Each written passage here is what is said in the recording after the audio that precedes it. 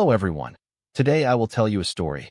The story is titled, The Cat Who Ruled the House. Please like and subscribe to my channel if you appreciate me. You can skip this if you don't like this video. Thank you very much. The story begins as follows. It all began on a chilly autumn afternoon when a fluffy ball of fur named Max arrived at our doorstep. Max wasn't just any ordinary cat. He was destined to be the king of our home, although we had no idea of his royal ambitions at the time. I remember the first time I laid eyes on him. He sauntered in, his tail held high, as though he had every right to be there. His fur was a mix of gray and white, and his eyes sparkled with a mischievous gleam. The moment he stepped inside, I knew life at home would never be the same. Max immediately claimed the couch as his throne, curling up on the soft cushions as if it had been reserved just for him. I tried to move him to the side so I could sit, but Max wasn't having it. He gave me a lazy glance, stretched out, and settled back into his spot. It was clear, Max had no intention of sharing. "This is my kingdom now," his posture seemed to say. At first, we laughed at how cheeky he was.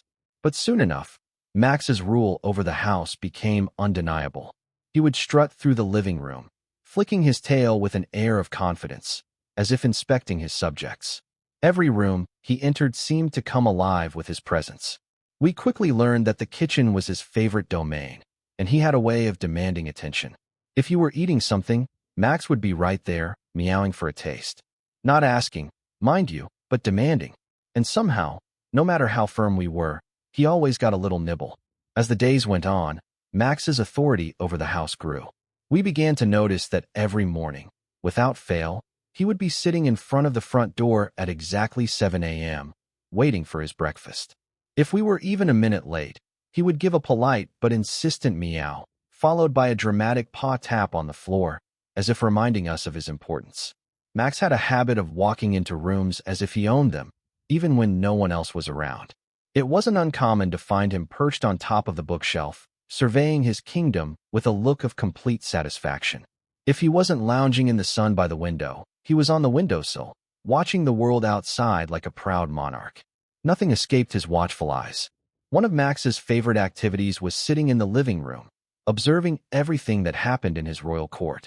If we were talking, he would listen intently, his head slightly tilted, as though he were giving advice in his own silent way. If the conversation didn't go according to his liking, he would meow loudly, demanding attention, as if to say, "Enough of this. It's time for me to shine." Max had a few favorite subjects, who were clearly more in tune with his royal presence. He had taken a special liking to my brother, Mark, who often found himself the recipient of Max's daily grooming sessions. Max would jump onto Mark's lap and start kneading his sweater, purring loudly. It was a little unsettling at first, but Mark soon came to appreciate these moments. "The king is pleased," he would joke, allowing Max to settle comfortably. As the weeks turned into months, we all accepted the fact that Max wasn't just a cat. He was the ruler of our home. And strangely, we didn't mind. Max's reign was filled with warmth and laughter. His playful antics, the way he would chase his own tail or pounce on imaginary enemies, made our house feel like a home full of joy and energy.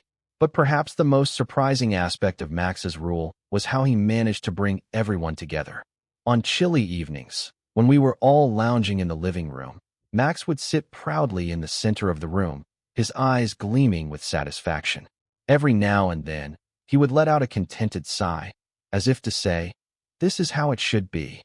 There were days when Max would request, with his typical imperious meow, that we stop everything and play with him.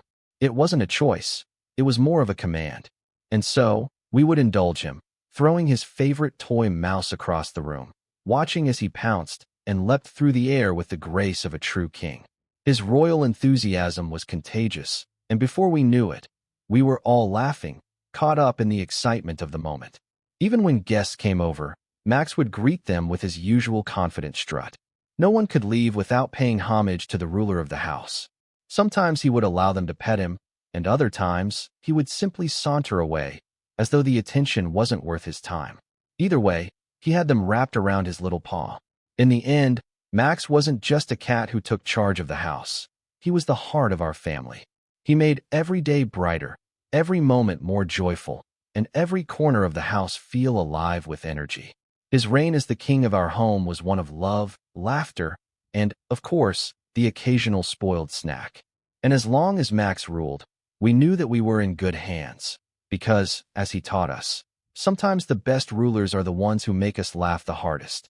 Max may have been the king of the house, but we were all his loyal subjects, and we wouldn't have had it any other way.